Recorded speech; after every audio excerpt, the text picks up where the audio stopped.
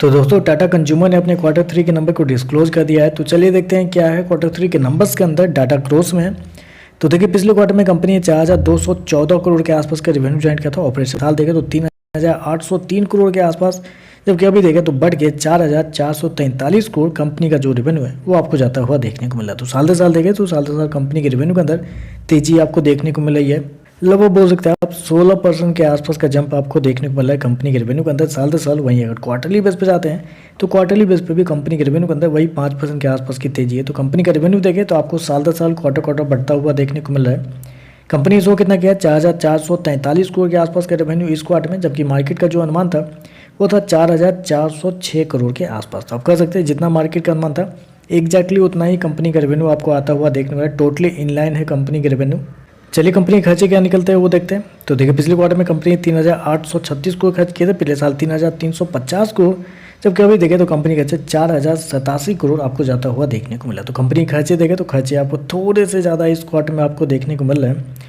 चलिए कंपनी का प्रॉफिट क्या है फिर देखते हैं क्या करना है। प्रॉफिट पहले देख लेते हैं। तो देखिए पिछले क्वार्टर की बात करें तो पिछले क्वार्टर में 360 करोड़ के आसपास का प्रॉफिट था, पिछले साल 315 करोड़ के आसपास, जबकि अभी देखें तो गिर के 299 करोड़ कंपनी का जो प्रॉफिट है वो आपको जाता हुआ देखने को मिला। तो साल दर साल देखें तो साल दर साल कंपनी के प्रॉफिट के अंदर गिरावट है, लेकिन ज़्यादा गिरावट आपको देखने को नहीं मिला है, मात्र 5% के आसपास की गिरावट है। हालांकि गिरावट बहुत बड़ा है, मैं आपको बताता हूँ क्या हुआ है। जबकि क्वार्टरली बेस पे जाते हैं तो यहाँ पे भी कंपनी के प्रॉफिट के अंदर एक अच्छी खासी गिरावट आपको देखने को मिल रही है। लगभग 17 से 18% के आसपास की गिरावट है। तो कंपनी के प्रॉफिट देखें तो आपको साल दर साल क्वार्टर गिरते हुए देखने को मिले।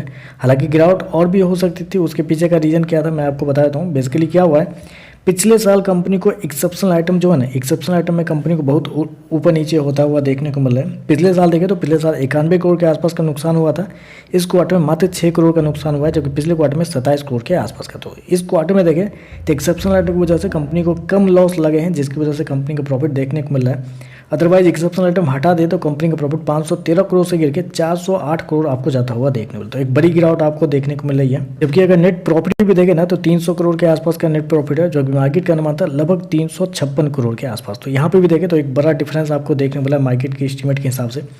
ईपीएस की बात करते हैं तो ईपीएस देखिए पिछले क्वार्टर में 3 रुपये 74 पैसे के आसपास था, पिछले साल 2 रुपये 97 पैसे, अभी देखें तो 2 रुपये 82 पैसे के आसपास आपको देखने को मिला है। चलिए कंपनी के मार्जिन की बात कर लेते हैं। तो अगर आप कंपनी के ऑपरेटिंग मार्जिन की बात करते हैं, क्योंकि बेसिकली एक्सेप्शनल आइटम जो हो जाता है तो उसके बाद नेट प्रॉफिट मार्जिन आता है, तो एक्सेप्शनल आइटम से पहले का अगर मार्जिन देखें 14% के आसपास था, पिछले साल गिर के 8.5% आपको आता हुआ देखने मिला, जो कि पिछले क्वार्टर में 9.5% के आसपास था।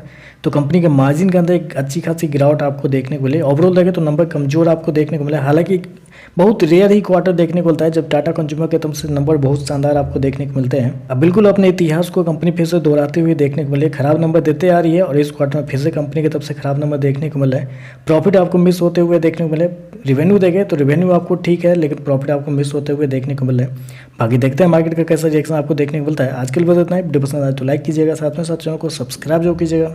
धन्यवाद।